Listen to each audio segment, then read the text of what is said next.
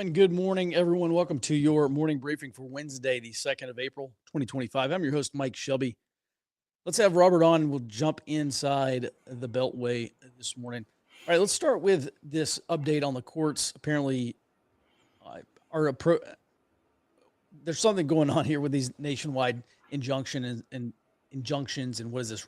Representative Jim Jordan is trying to find a solution.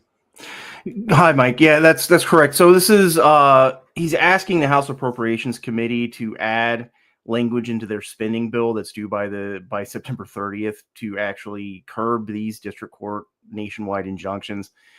And the House is also considering the No Rogue Rulings Act of 2025. It's making its way through committee right now. The only obstacles to both of these actions is one, the spending bill is not due till September 30th, so I think the Trump administration is still going to be dealing with these nationwide injunctions, at least until then. And then right now, the House, all floor votes were canceled after some drama yesterday between Mike Johnson and some Republicans joining Democrats to try to push a bill to allow proxy voting.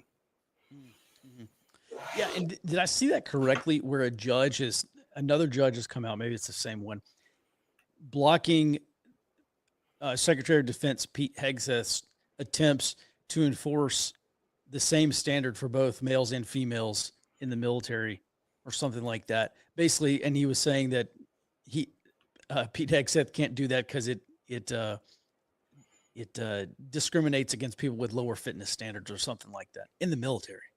Did you see that by any chance? Yes, I did. Yeah, I'm not sure if it's the same judge, but Boasberg, who is the one ruling over this Alien Enemies Act case, he has gotten multiple of these lawsuits that have been filed in the last couple of weeks.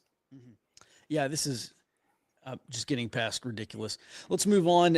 And there's a report out that says China and Russia are building a beachhead in the Western Hemisphere. Where is that? Yeah, this is from a House hearing yesterday on North and Southcom threats to national security. And this is actually Southcom Commander Admiral Alvin Halsey, and he said that China's expansion in the Western Hemisphere, and this is through the Belt and Road Initiative that they've been doing in Latin America for the last 10 to 15 years. He said they're not business deals, they're actually building beachheads. And he said Russia's doing the same thing because they're supplying arms and conducting exercises with Cuba, Venezuela, Nicaragua. And he said they're also increasing naval deployments near the U.S. coast. He did ask or did say to Congress that the problem with Southcom, what he called meeting presence with presence, was a lack of ISR coverage, lack of ships and aircraft, and soft power tools to meet China and Russia's presence in Latin America. Mm-hmm. Now, I seem to recall the previous Southcom commander, U.S. Southern Command, saying, is this correct? They had 1%. Do you recall that quote exactly? Something like 1% of the ISR assets they needed. Jared's nodding his head. Jared, do you remember what that was? Yeah, 1% sounds about right. If I remember right, it's 1% of the overall ISR assets. Yeah. Okay. All right. Yeah. So obviously a huge deal for Southcom to be dealing with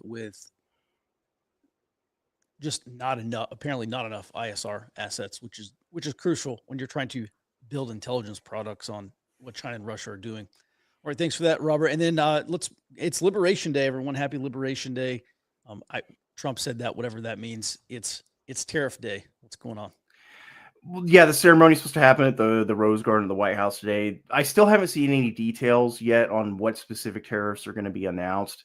And as far as I understand, there was still debate last night on the Trump team over which tariffs would actually be announced. But I have seen, I think, like we said yesterday, that they're talking about tariffs targeting the pharmaceutical industry specifically. So I expect that could be one of the tariffs announced. Mm-hmm. All right. And then coming up in the House today, there's a hearing on salt typhoons, and then another talk about legislative solutions to universal injunction. So, Robert, thanks for that. And please do continue to pay attention to this. Let's move on to our roll-ups here. And, Robert, kick it off. So the Republicans won those two open house seats here in Florida yesterday. However, they did both Randy Fine and Jimmy Patronis won by about 10 fewer points than Trump took those districts in the 2024 election. So Democrats did seem, or at least are saying that they have gained some momentum.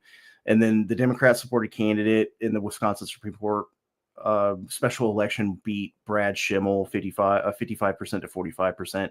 So in this case, I think Wisconsin Supreme Court's going to decide in this redistricting fight ahead of 2026 to go with that map that gives Democrats an additional 2 seats in the House. Mm-hmm. I saw where Nate Silver, the pollster, Nate Silver, said that he thought it was unlikely that Democrats would be able to flip the House prior to the midterms. But this sure does seem like, this is something that we see typically in the midterms. The party that's out of power, they're angry, they're agitated. Angry voters vote. And I think we just lost Jared. But angry voters vote. And is that exactly what happened here, Robert? Yeah, I think so. And I think it's also just Republicans. There's this pattern, especially for special elections, that once we get through a major election like a presidential election, there's a lot of, there's a lot less enthusiasm to get out for Republican voters during these special elections. Mm-hmm. All right. Well, let's move on to what's going on in Colorado. So Jared Paulus, the Colorado governor, he signed what's known as House Bill 25-1040. And this redefines clean energy in their 2050 clean energy mandate to include nuclear. And Maryland's also considering a similar bill to change their to change their clean energy mandate to include nuclear. And I think we reported on this a few months ago that New York was doing this. And I expect that we'll see more states, especially these states with these clean energy mandates, to start taking up nuclear. And as far as I understand, Illinois and Montana are also considering laws to boost nuclear power, but not redefine it as clean energy. And then another report out of Aurora, Colorado, about some arrests of a foreign crime group. Yeah, this was a Colombian-based burglary group, and the Aurora, Colorado Police Department said that they were, quote, highly sophisticated, and they were using tactics, techniques, and procedures, including putting trackers on victims' vehicles and even placing cameras around their homes. And this is something that was trending upward, something that was becoming more common under the Biden administration, these foreign organized crime groups using these sophisticated TTPs. And I have also seen where there's a lot more commonly used cell phone jammers. And this stuck out to me because I still think this is a risk going forward, is that this expanded foreign organized crime presence. And I think it risks undermining state and local authorities, especially if they don't ramp up enforcement. Mm-hmm. Now, I believe it was Michael Yon who actually, you know what? I think I saw it from Michael Yon, but it was actually a former agency officer, CIA officer, who said that Venezuela had trained some of these Venezuelan groups. I guess Tren de Aragua is one, but they had trained. So basically, some of these foreign terrorist organizations actually had state backing. And when we're talking about putting GPS trackers on vehicles, setting up cameras at or near homes to conduct pre-operational surveillance, figure out when the homeowner is going to be home and not home. I'm not a crime analyst, but that sure seems pretty new to me. I mean, it's almost like, this group's from Colombia. I'm sure the Colombian government's not doing this, but I do wonder at some level, have these guys had training, or are they just on YouTube checking out new and exciting ways to break into homes? Well, I think that is the danger here, is that these groups do have connections to foreign organized crime, and there's been a lot of other areas where those foreign organized groups have made inroads. Obviously, the legal cannabis area, legal cannabis industry has been a major one, not just for Latin American groups but also China. Mm-hmm. Mm-hmm. All right, and then this last item here, you were Jared. This is Jared. All right. Thanks. All right, Jared, good morning. Let's go ahead and jump into the Office of Strategic Capital. So this was set up as a fund to give money to domestic manufacturing projects to build, correct? Yes. And they're saying they need 9 times what their actual budget is. Yes, they initially budgeted for just shy of $1 billion at $984 million. And due to all the requests they received, they're saying, wait, we actually need $8.9 billion. Now, this is across 38 states, so basically everybody signed up. It's in critical technology areas like advanced materials, microelectronics, space technology, which that's probably space technology is probably why it's so high. And I was talking with Robert about this before the show. There may be some potential for reallocation of funds in order to make that $8.9 billion considerably easier to achieve. But I do think that we will we will get to this 8.9 billion just because it's a matter of national security.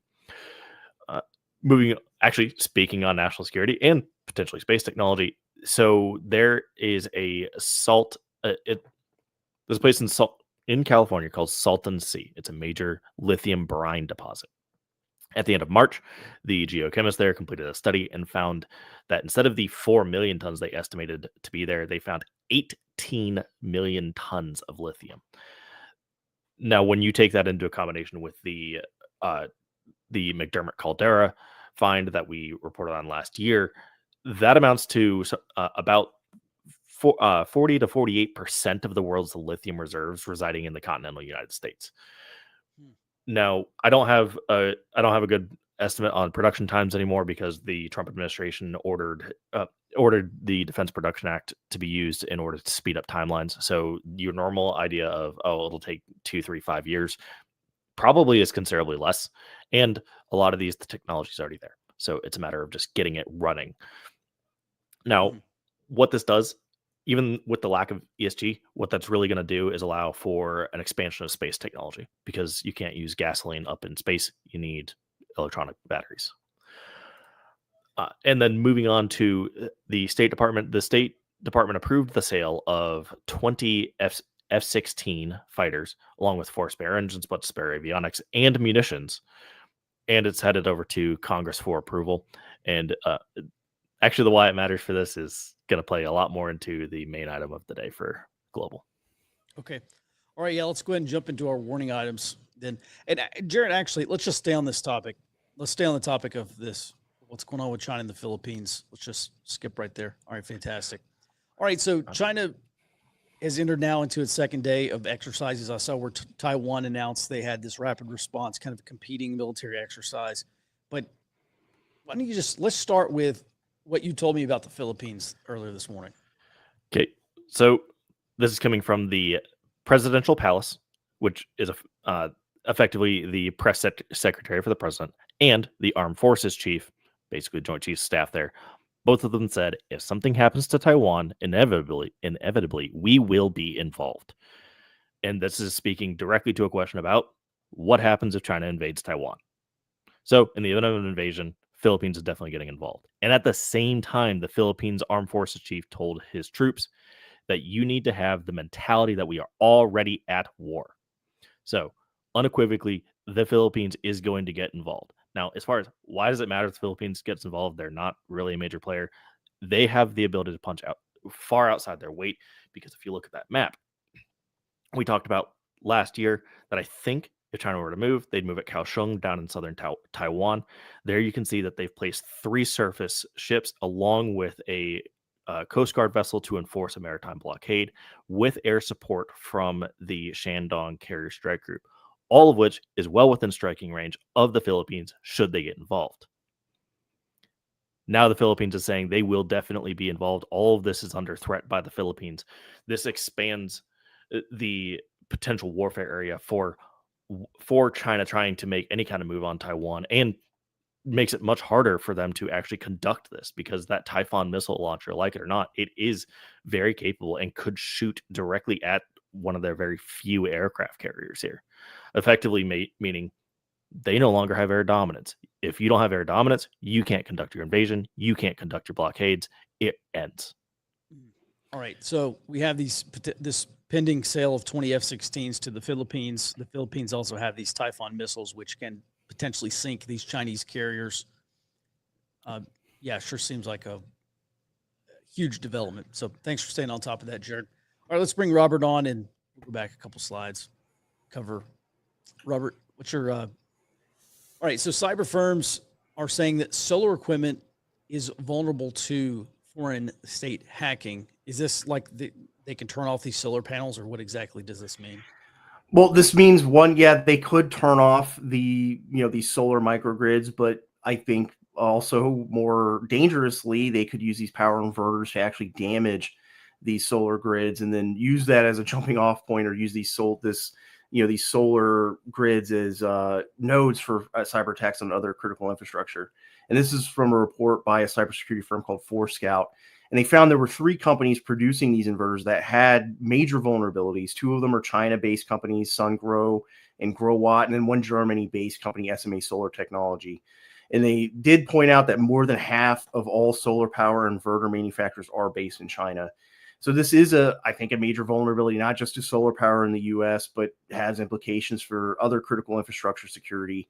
Because even if these inverters are not imported directly from China anymore, because the previous administrations, both the Trump and Biden and Obama administrations, actually placed anti-dumping tariffs on some of these solar components, they're still imported through pass-throughs like Vietnam and Thailand. And this was part of that Commerce Department investigation over the last few years over these companies basically relabeling Chinese components. And so Forescout said that these 3 companies have fixed these security vulnerabilities after they found them, but I think it's likely that there are other manufacturers both in and outside of China that could have these known or unknown zero-day vulnerabilities, allowing hackers, state-aligned hackers like Volt Typhoon to conduct cyber attacks on these solar facilities and other critical infrastructure that could cause physical damage. And there was actually a set of hypothetical cyber attack exercises put out by a group called the National Association of State Energy Officials that I found. And one of those scenarios was outlined to this exact type of vulnerability. And in that exercise, the hackers attacking using these solar power inverters, in the scenario, what they would do was cause severe damage to the power equipment that by ramping up and down the power output, and would be able to do this too quickly for security officials to respond and stop it.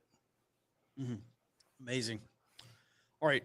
Thanks for that, Robert. And let's move on to the next item here. All right. So there's a Michigan Democrat who's planning a centrist run for Senate. Why does this matter? I think that this is a sign of where Democrats could go, because the Senate map, if you look here, this is the map for 2026. There are more Republican seats up for vote than there are Democratic seats. And McMorrow said she's explicitly running a centrist economy-focused campaign, and the idea is to win back middle-class voters who supported Trump in 2024. And so Michigan and Georgia both have Democratic incumbent senators, and they're up for grabs in 2026. So I expect that people running for those seats are going to tack more to the center. But I think we're going to see a lot more Democrats in these other states that do have Republican senators, including some battleground states, that are going to go try to push to moderate the Democratic Party to flip some of these seats. But I still see a lot of disagreement over the direction of the party. Bernie Sanders and AOC have gone on that road trip, and there's, I think, a lot more Democrats that are not up for reelection, like Sanders in the midterms, or that have a lot more room to push the party leftward, or are still going to try to push for more of these liberal policies. But I think that's where this is outlining where the disagreement and disorganization of the party is happening, is that a lot more Democrats who are dependent on state level elections where they have to appeal to the entire state, especially in states that Trump won in 2024, are going to try to pull the party in a more moderate direction, while some of the House Democrats, especially progressives like AOC that can build more district level support, are going to try to pull the party more leftward. Mm-hmm. Yeah, I would also note Democratic Socialists of America say they are going to run 10 House races also as independents, not as Democrats. It's going to be an interesting midterms. All right, we do have some time for questions here. I believe that's the end of our warning items. And Jared, if you could tee some of these questions up, please. All right, would EMP shields protect from solar hacker overcharging? You familiar with what an EMP shield is, Robert? It's basically like this little box that you put on, and it detects surges. So it closes the circuit whenever it detects a surge. So you get this EMP from like a nuclear blast, 50 miles or how many ever 20 miles above where you are, an electromagnetic pulse attack. And that EMP shield you can put on your vehicle. They also have one for your home. Also,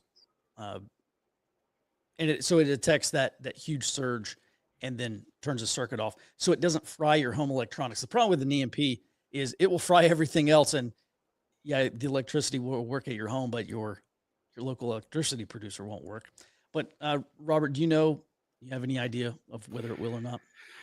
I don't think so, because this specific vector of attack is using the solar equipment itself to cause damage. I don't think it's causing it necessarily from some kind of overcharge in EMP radiation. It's just actually ramping up and down the solar equipment, which would have a similar effect. I think we talked about this last year.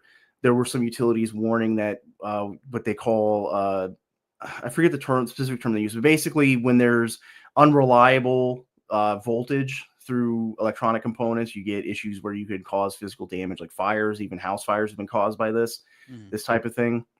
So I don't think an EMP shield would work, just because this is done through the actual mechanics of the solar equipment. All right. Yeah. You know what that reminds me of is the Carrington event back, I think it was the 1880s. It was a coronal mass ejection, which is different from an electromagnetic pulse. But it fried all these telegraph wires and actually started forest fires, because I guess these wires were just like exploding and shooting sparks everywhere. So I guess something similar in this type of event. All right, let's move on to the next question, please, Jared. What are your thoughts on Air Force Lieutenant General Raisin Kane? I don't know anything about him, but he's going through confirmation hearings for the Joint Chiefs of Staff, or Chairman of the Joint Chiefs of Staff, CJCS. And so this was a guy, he's a 3-star. So he has to be promoted to a 4-star to be CJCS. And I actually do recall a lot of people said this was kind of out of left field for Trump, but do you know anything about this guy? I don't know, very much about, about him specifically. My thought on it is that Trump is trying to basically do what Obama did between 2008 and 2016, is turn or sort of reposition the Department of Defense to align more with his policies and agenda, just like Obama did. And this is a step in that direction. Mm-hmm. All right. That definitely seems to be the case. Next question. Does the radical left in the U.S. have a sense of introspection or concept of unintended consequences of their actions?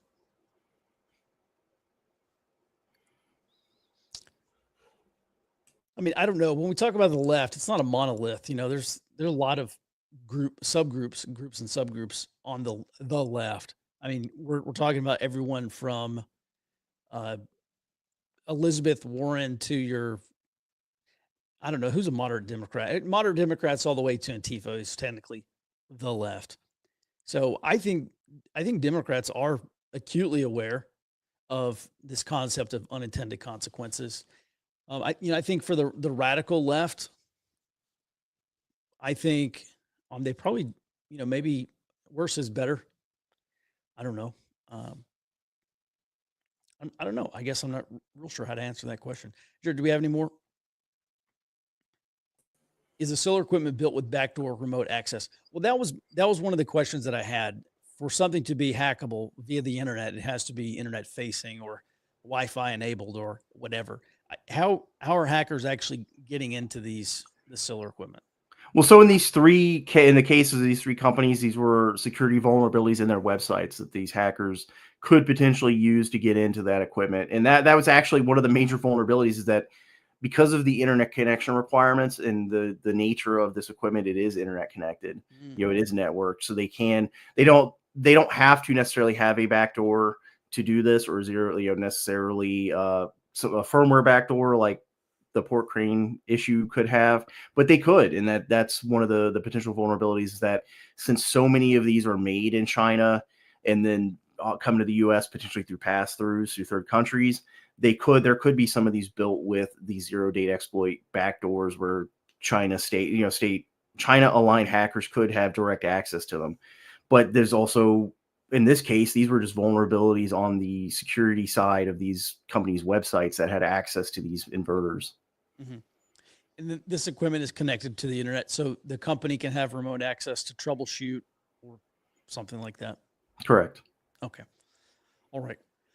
Well, Robert, Jared, as always, thanks. And that's going to do it for today's morning briefing. We'll be back in your inbox tomorrow morning, back on the show starting at 08 Central Time. Until then, be well and stay out front.